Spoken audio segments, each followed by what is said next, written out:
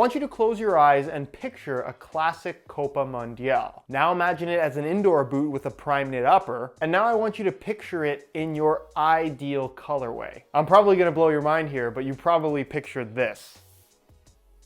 Ladies and gentlemen, I present to you the limited edition Adidas Copa Mundial Primeknit TR. TR standing for trainer, and as you can see by the upper featuring a Primeknit top layer, you would expect this to be the exact same upper as what's found on the Copa Mundial Primeknit that came out in purple and pink, this kind of being a reversed variation of that colorway. However, they're entirely different, retail for $150, and are boots that should not be worn as actual boots, but more so as casual wear sneakers. And I guess it's worth noting that the word trainer does have a different meaning depending on where you're from. It could imply training shoe, it could imply a pair of sneakers. In the case of these specifically, they're definitely more sneakers than they are actual trainers, and I'm going to explain why that is in today's video, and really just break down what is kind of another oddball release from the Adi brand. So if you're interested in learning more, including how they fit and feel on feet, please stick around, watch the entire review. And if you are interested in a pair of these limited edition boots for yourself,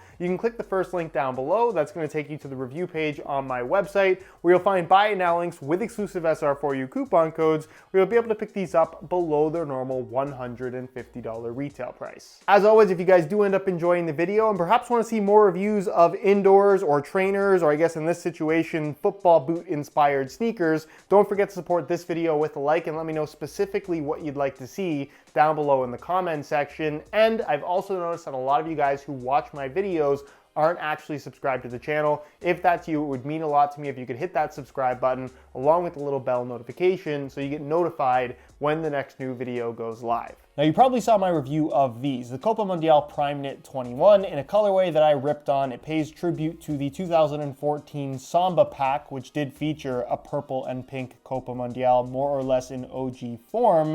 And it's a football boot that, while it has kind of some oddball features about it, it's actually very well executed and honestly very comfortable. I was kind of surprised by it. It retails for $250. For $100 less, you can buy what is seemingly the indoor version of the boot in a colorway that is kind of like the reverse of the football boot variant, where it is predominantly pink with purple, orange, and white accents. For whatever reason, as much as I don't really care for this colorway, I think the pink ones are actually kind of cool, although it's one of those football boots or sneakers, depending on how you want to classify this, that I would personally have a little bit of a hard time pulling off. I think they look cool. I still don't think it's an ideal colorway for a pair of Copas, but I guess everyone's entitled to their own opinion on whether or not you think these are ugly or the coolest thing ever. Colorway aside, what I was most surprised about when I first got my hands on these is, unlike the purple ones, which feature a kangaroo leather base with a Primeknit top layer to give it that Copa Mundial look, this is just a straight up Primeknit upper with some leather elements, which is why this does not exactly lend itself for actual competitive play or running or changing directions or really moving quickly in general. Because what you're going to find, especially through the forefoot, obviously it has that Primeknit top layer with the kind of mock Copa Mundial stitching to give it that look, but it's straight up just stretchy Primeknit. There's no liner, there's no structure, there's no leather. It's basically like a loose, stretchy sock. They actually remind me a lot of a pair of Primeknit Sambas that's kind of been my daily sneaker for the last year or so that I would show you right now, but I recently got them extremely muddy while mountain biking. But from a casual wear perspective, this is great. I think that the deceptive part is the TR branding, which I guess you might interpret that that's an implication that it's a sneaker and not an indoor boot, but just keep in mind, this is definitely a sneaker, although it's not as, I guess, low structure throughout the entire upper, because through the midfoot, if I kind of pull the tongue back, you can see it does have a liner along the sides, but no leather. It is mostly Primeknit. You're only going to find leather as the base layer for the tongue itself, which is actually really nice. So that's the same as the purple ones that I just showed you. And then the heel liner is also in purple leather, which I quite like the look and feel of. Other than that,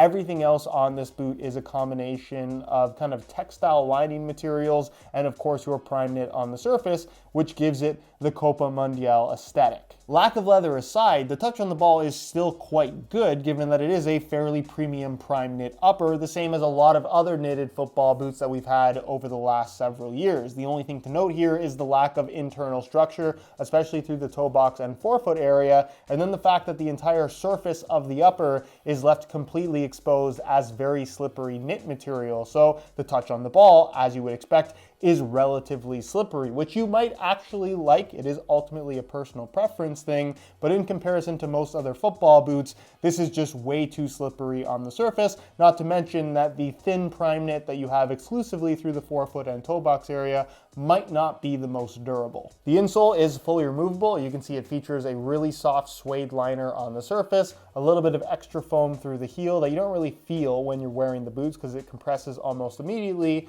and it's made from a single layer of blue ortholite foam. As for the midsole and outsole, I think aesthetically it works well with the design that they've gone for, but it's pretty much as cheap as it gets as far as a cushion setup is concerned. It's made from a single layer of this white foam. They do not specify what type of foam it actually is. It might be Adiprene, but I'm not entirely sure on that. It's relatively thin and it feels very firm all the way through. This is one of those indoor boots similar to a classic Samba that really doesn't offer much in the way of soft underfoot cushioning. There's just enough there for the sake of general impact protection. Then you have a gum rubber outsole that has this nice lip around the heel as well as the forefoot and toe box area. Not to mention the gum rubber in general just looks really good and I think accents quite nicely with the pink. Then you have some purple details in the traction pattern at the base where it has this wavy design with some extra detail running through the heel and forefoot.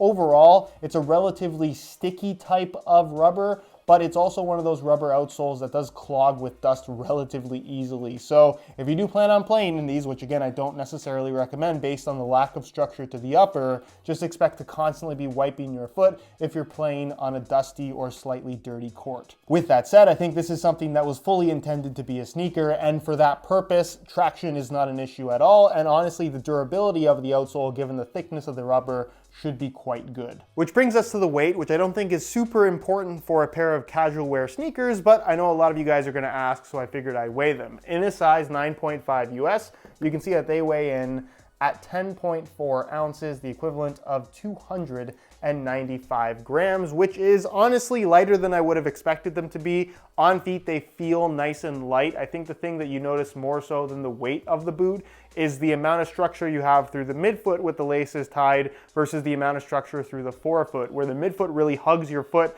nice and tight because of that internal liner that adds some structure, where the forefoot, because it's just stretchy mesh, it kind of allows your toes to move around and expand, and it just stretches as you move your foot. Nonetheless, they do not feel heavy whether you plan on walking around in them or even running. So here they are on feet, and I'm a little bit kind of embarrassed to admit it, but I really like the way that these look. The pink and white is still one of those colors that I think I'd have a hard time pulling off, but the Primeknit upper with the classic Copa design, I think the fact that this does not have the leather backing the Primeknit gives it a much sleeker silhouette versus the purple FG boot variant, and I think the outsole with the gum rubber bottom, it just looks really cool. It's this good balance of modern and retro all in one pair of sneakers. Not to mention, they're extremely comfortable, especially when paired with some Pure Socks Classic. As I'm sure you guys are aware, Pure Grip Socks is my own brand. We have a regular and a pro version, but we recently introduced the Classic model as well, which is a cotton-based socks with no grips whatsoever,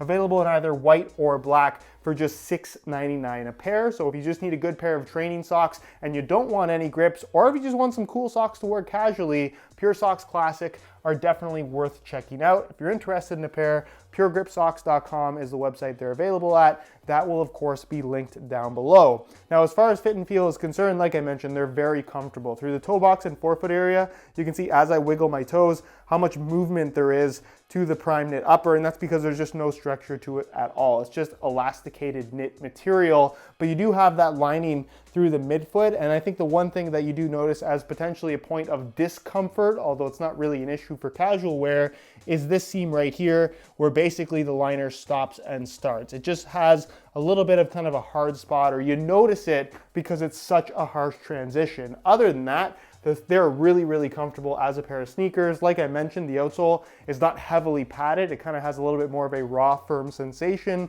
But if you're just walking around, I don't think it's going to be an issue at all. Very similar in terms of cushion setup to, again, a pair of classic Sambas. As far as width is concerned, because of the open, regular tongue design, central lacing system that runs nice and deep, these are going to be wide enough for just about everybody. And as far as sizing is concerned, I'm wearing these in my usual size 9.5 US, and they fit relatively snug. I think you could get away with going a half size up, especially if you like your sneakers to have a little bit more room to them. But if you like that tighter overall fit, I think running true to size is probably the way to go. So in conclusion, if you've always wanted an indoor version of a Copa Mundial without a kangaroo leather upper, but a Primeknit one instead in pink with white stripes and purple and orange accents, then these are exactly the boots for you, and they are totally worth $150. If you did not fit that exact description, then I don't think that this is the product for you. For casual wear, if you want something that looks very similar but is far less expensive, I think a pair of Adidas Samba Classics or even the Samba Vegans that I recently reviewed on the channel, I think would be a really solid option, and honestly, just a little bit more easy to pull off, if that makes any sense. I think black and white sneakers versus pink and white ones, it's a little more normal, let's be honest. But if you're on the bolder side and you're just looking for something that is definitely gonna stand out, also something that is produced in relatively limited quantities, I don't think the $150 price tag is that ridiculous. What I will say though is this is not a pair of indoors. You should not be playing competitively in these. If you want to juggle the ball, if you want to do some very light jogging, some very light playing in general, you can probably get away with that. But in general, you should be buying these for use as sneakers. Anyways, guys, that's it for this one. Hopefully you enjoyed the video. If you did, be sure to support it with a like. Again, if you're interested in a pair for yourself, first link down below, go ahead and check it out. Any questions, as always, leave it down below in the comment section. If you're not subscribed to the channel already, make sure you hit that subscribe button along with the little bell notification so you get notified when the next new video goes live. You can find all my social media info linked down below in the description as well. Other than that, guys, thank you so much for watching, and we'll see you in the next one.